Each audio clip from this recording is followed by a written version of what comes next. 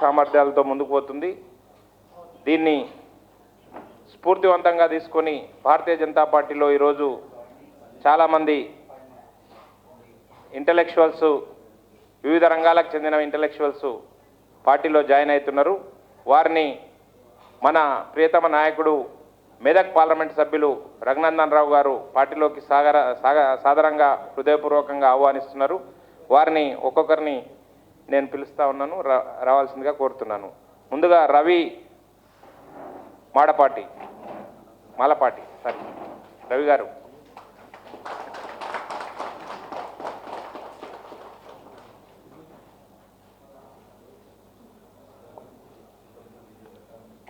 Congratulation.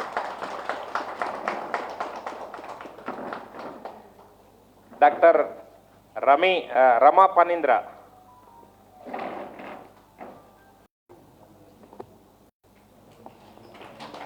Congratulation.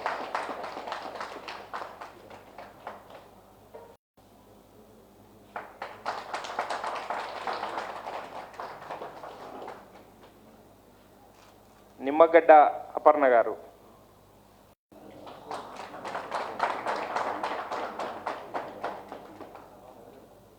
Nandini Bhaskar గారు. Please welcome.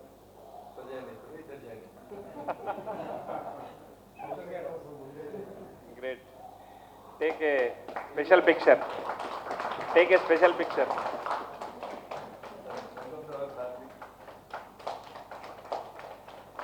కృష్ణం రాజు గారు.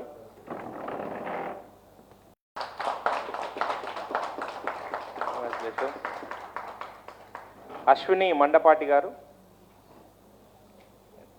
Welcome.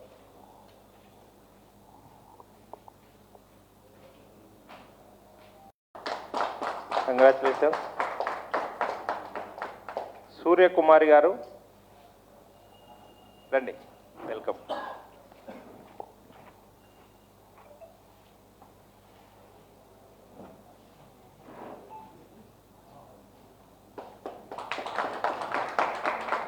Congratulation. Venkatrama Reddy గారు. Please welcome.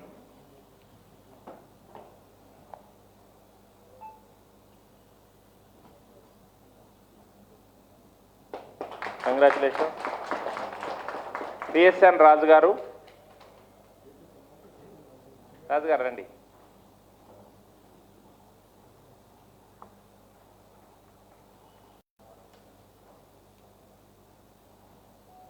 కంగ్రాచులేషన్. నరసింహరావు గారు.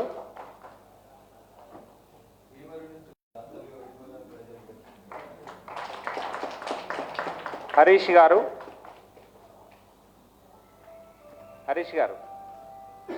లేరా? Congratulation sir.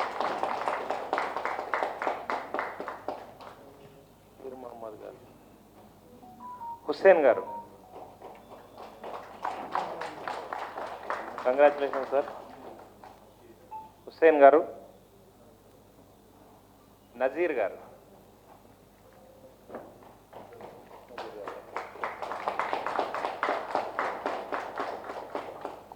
కంగ్రాచులేషన్స్. నజీర్ గారు రండి.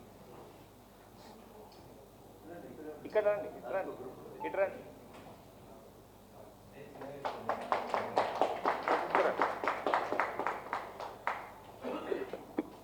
శ్రీనివాస్ నాయుడు గారు. నాగేంద్ర గారు. Congratulation sir. సచిన్ గారు. రాము గారు. విష్ణు గారు. సుదర్శన్ గారు. స్వాతి గారు. సుదర్శన్ గారు. స్వప్న గారు. వారిస్ గారు. అమన్ గారు. శ్రీనివాస్ నాయుడు గారు రండి సార్.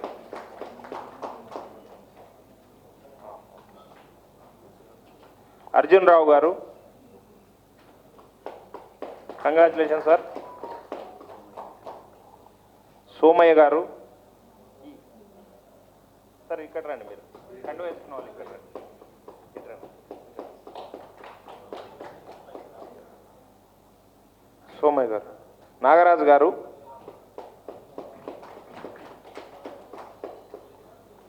వారిస్ గారు, అమన్ గారు,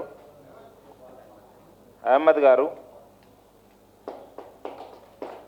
వెంకటేశం గారు, రాఘవేంద్ర గారు. సార్ రాఘవేంద్ర గారు రండి. Congratulation sir.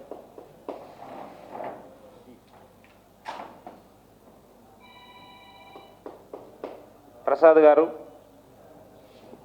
రండి. ప్రసాద్ గారు, వెంకటేశం గారు, వెంకటేశం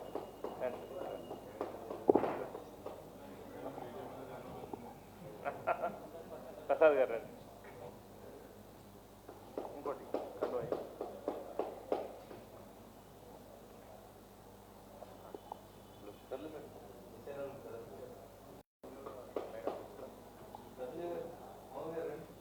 రండి, మీరు రండి. చైతన్య గారు, కృష్ణ చైతన్య గారు. కృష్ణ చైతన్య గారు is known for his KC talks. KC talks పేరు మీద షోస్ చేస్తుంటారు, పాడ్కాస్ట్ చేస్తుంటారు. Welcome to our family of Bharatiya Janata Party. KC, congratulation sir. Tanuja గారు,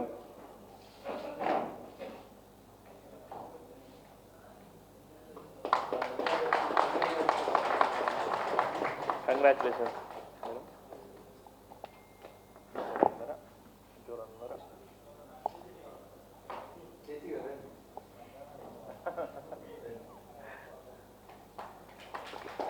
Congratulations, all of you.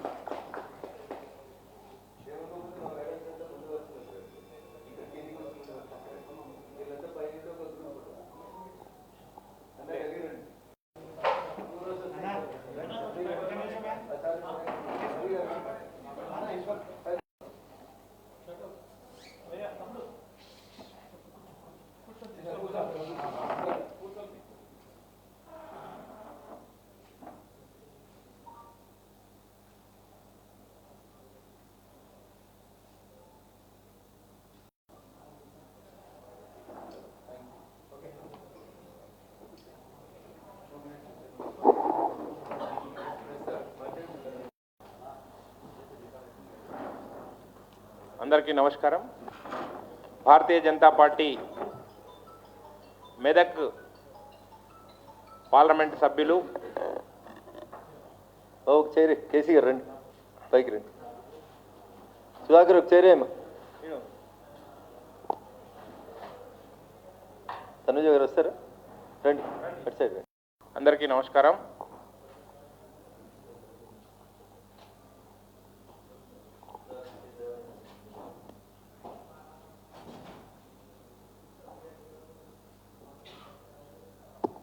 Bharatiya Janata Party Medak parliament సభ్యులు మన ప్రియతమ నాయకులు రఘునందన్ రావు గారు ఇప్పుడు ప్రెస్ను ఉద్దేశించి మాట్లాడతారు. ఈ ప్రెస్ కాన్ఫరెన్స్లో కృష్ణ చైతన్య గారు, అదేవిధంగా తనూజ గారు, మైసెల్ఫ్ దిలీపాచారి అధికార ప్రతినిధి ఇప్పుడు రఘునందన్ రావు గారిని మాట్లాడవలసింది. నమస్కారం.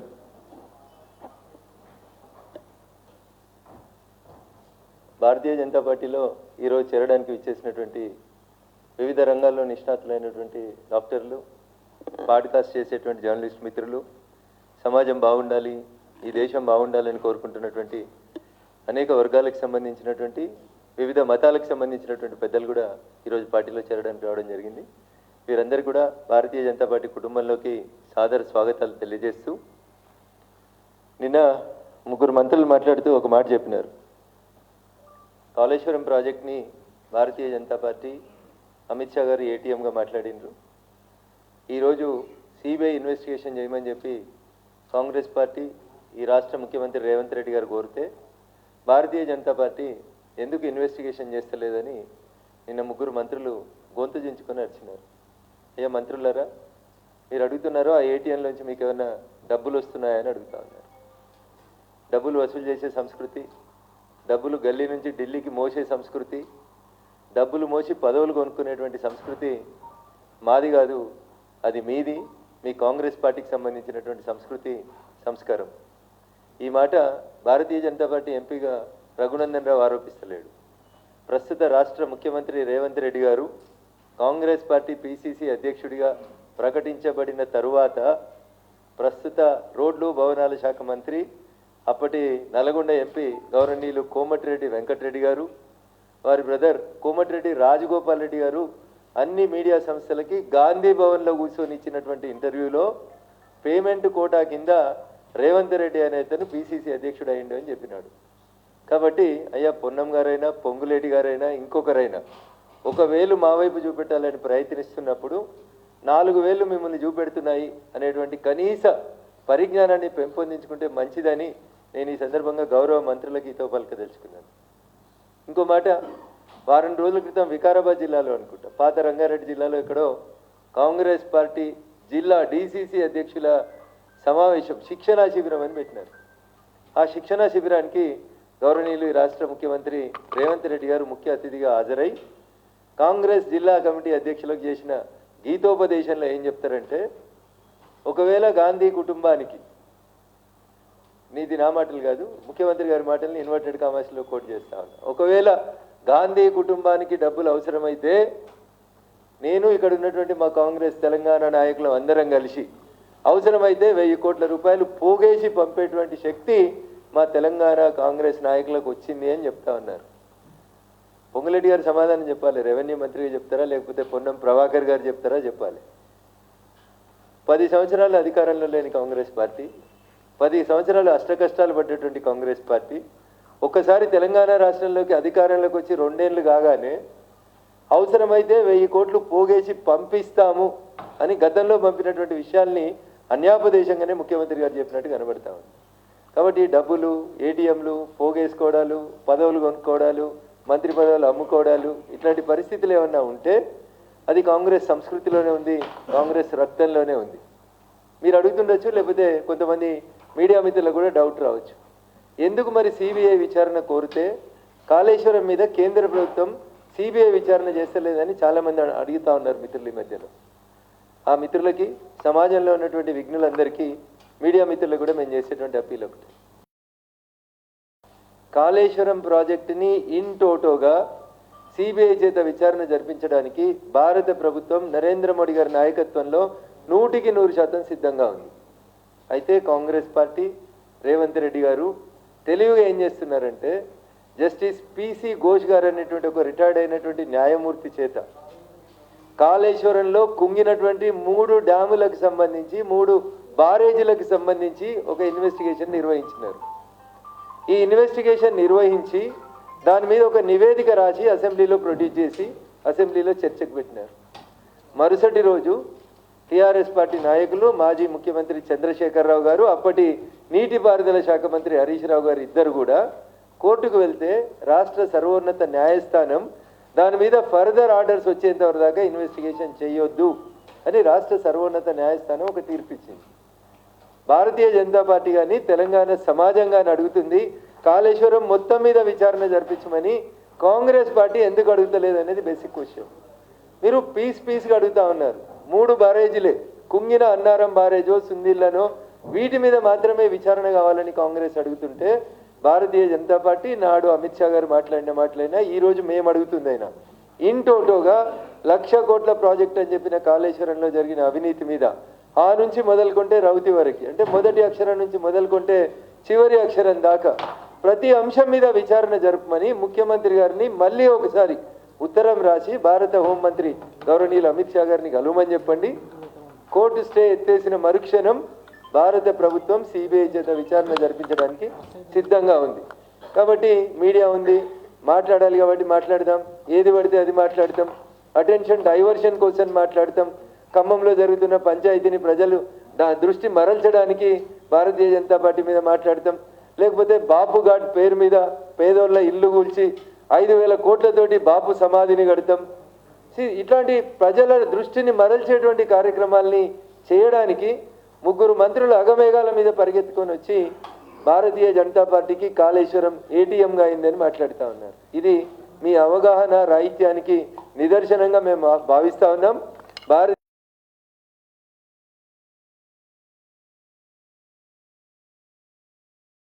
భారతీయ జనతా పార్టీ గౌరవనీయులు నరేంద్ర మోడీ గారి నాయకత్వంలో దాదాపు 12 సంవత్సరాలుగా ఎక్కడా ఎలాంటి అవినీతి మరకలు, డబ్బు, కుట్రలు, కుంభకోణాల మరకలు అంటకుండా ఈ దేశం కాదు ప్రపంచంలో ఏ దేశానికి నరేంద్ర మోడీ గారు వెళ్ళినా ఆ దేశ ప్రధానులు సాక్షాత్తు ముందుకొచ్చి నరేంద్ర మోడీ గారి పాలనను, ఆయన అడ్మినిస్ట్రేషన్ని అంగీకరించి స్వాగతిస్తున్నటువంటి విషయాన్ని చూసి ఓర్వలేక కాంగ్రెస్ పార్టీ సూర్యుని మీద ఉమ్మేయడానికి చేసేటువంటి ప్రయత్నంలో భాగమే నిన్న కాంగ్రెస్ మంత్రులు ఏటీఎం నుంచి డబ్బులు మీకు అందుతున్నాయనేటువంటి మాటను మాట్లాడుతూ ఉన్నారు.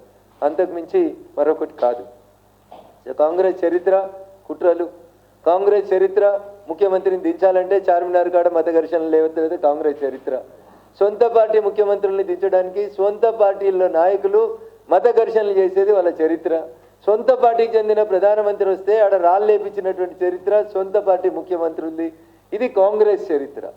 12 సంవత్సరాలుగా ప్రధానమంత్రిగా, దాదాపు 25 సంవత్సరాలుగా ఒక మచ్చలేని రాజకీయ నాయకుడిగా మోడీ గారు ఇంతింతై వటుడింతై అన్నట్లు ఎదిగి ప్రపంచంలోనే ఈరోజు 100 కోట్ల మంది ఆయనను అనుకరించే విధంగా సోషల్ మీడియా లోపల ఎదుగుతున్నటువంటి ఒక నాయకుడిని, ఒక పార్టీని, ప్రపంచంలోనే అతిపెద్ద పార్టీని, ప్రొఫెషన్ తప్పితే వేరేటువంటి పనులు లేనటువంటి అనేక మంది డాక్టర్లు, ఇంటలెక్చువల్స్, మేధావులంతా పార్టీలో సిద్ధాంతం నచ్చి మోడీ గారి నాయకత్వం నచ్చి జాయిన్ అవుతుంటే కుట్రలు కుతంత్రాలు చేసి చిల్లర మల్లర రాజకీయాలు చేయడం అనేది కాంగ్రెస్ పార్టీకే చెల్లుతుంది.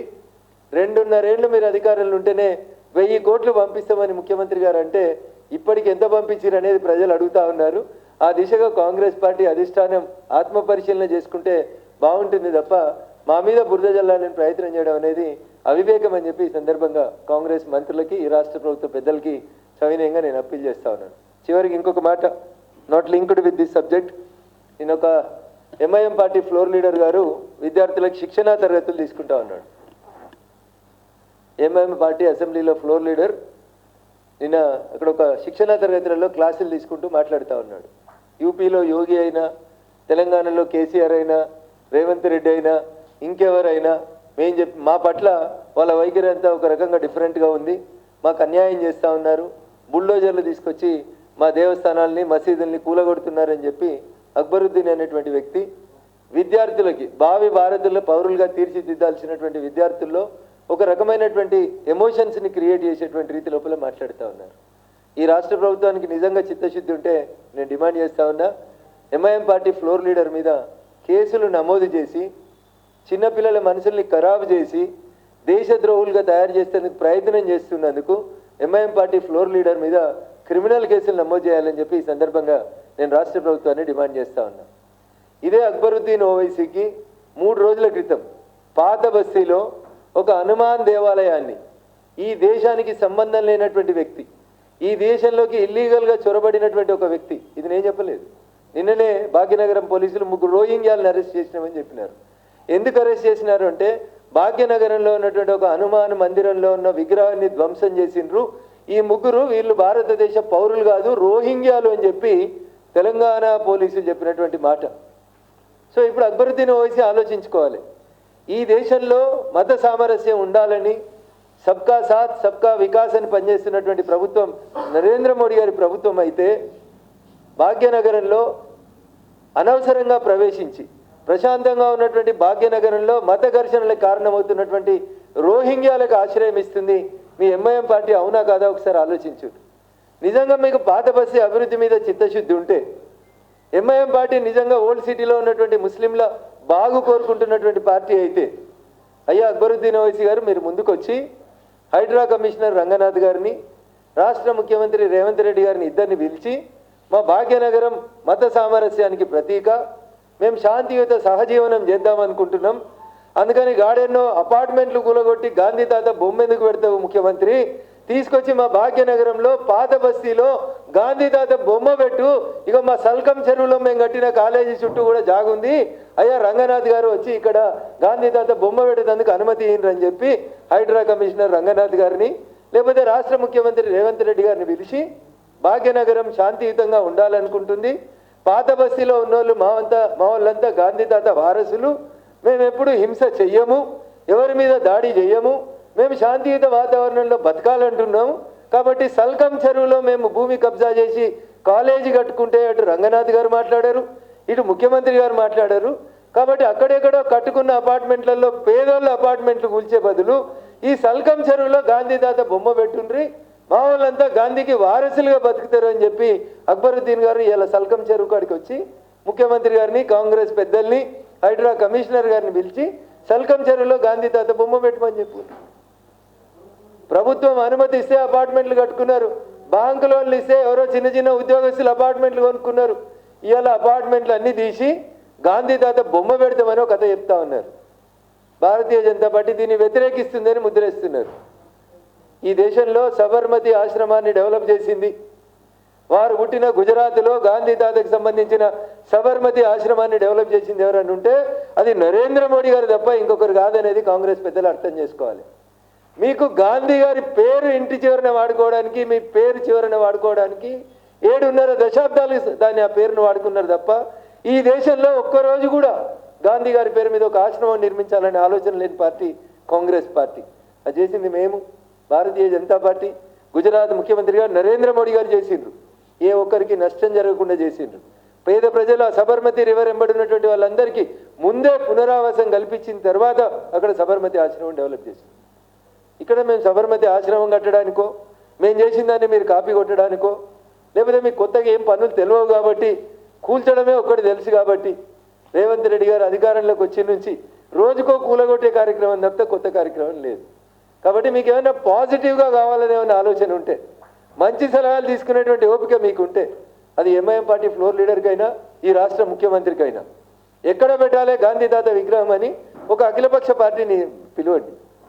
కట్టుకున్న ఇళ్లను కూలగొట్టి గాంధీ తాత విగ్రహం పెడతామంటే అహింస సిద్ధాంతంతో ప్రపంచానికి మార్గదర్శనం చేసిన మహాత్మా గాంధీ గారి ఆత్మ కూడా క్షోభిస్తుంది.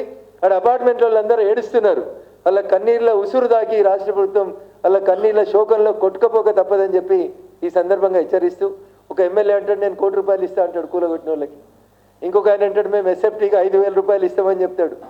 అసలు అన్ని అనుమతులు తీసుకొని కట్టుకున్న అపార్ట్మెంట్ని కూలగొట్టేటువంటి హక్కు ఈ రాష్ట్ర ప్రభుత్వానికి ఎక్కడిది అనేది ముందు సమాధానం చెప్పాలి. ఏ హక్కు లేకుండా చెరువు మధ్యలో, సల్కం చెరువు మధ్యలో కట్టిన కాలేజీని కూలగొట్టేందుకు మాత్రం మీరు గొప్పగా చెప్పినటువంటి హైడ్రాకు మాత్రం మనసు రావట్లేదు. కాబట్టి కాంగ్రెస్ పార్టీ తన ద్వంద్వ నీతిని ఒకసారి ప్రజల ముందు మళ్ళీ తేటతెల్లం చేస్తూ, మేము ఎప్పుడు కూడా ప్రజల పక్షాన్నే ఉంటాం, ప్రజల కొరకే ఉంటాం. సబ్కా సాత్ సబ్కా వికాస్ అనేది మా నినాదం, మా సిద్ధాంతం కూడా అదే. అందుకనే అక్కడ యూపీలో యోగి గారిని 2వ సారి గెలిపిస్తే బుల్డోజర్ పాలనను స్వాగతించారు. ఆడపిల్లలు అర్ధరాత్రి ప్రశాంతంగా తిరగగలుగుతున్నారని యూపీ ప్రజలు విశ్వసిస్తున్నారు. నేరాలు తగ్గినాయి, నేరస్తులందరినీ జైల్లో పెడుతున్నామని భయపడుతున్నారు. ఇంతకుముందు నేరస్తులు కాలర్ ఎగరేసుకునే పరిస్థితి నుంచి అయ్యా మేము సరెండర్ అవుతాం ప్రభు మమ్మల్ని కాపాడుంది అనేటువంటి పరిస్థితికి యూపీలో శాంతి భద్రతలను పరిరక్షించినటువంటి నాయకుడు యోగి. కాబట్టి ఆయన పేరు తీసుకొని మాట్లాడేటువంటి అర్హత కూడా అక్బరుద్దీన్ ఓవైసీకి లేదని చెప్పి ఈ సందర్భంగా తెలియజేస్తాను. Thank you and all.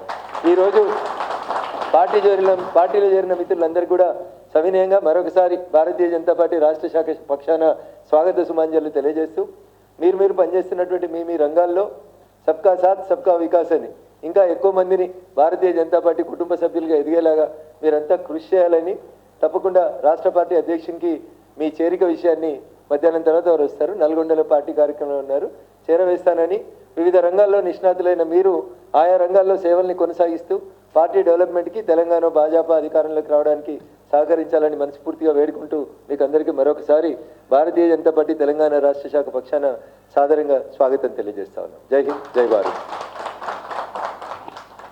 Thank you.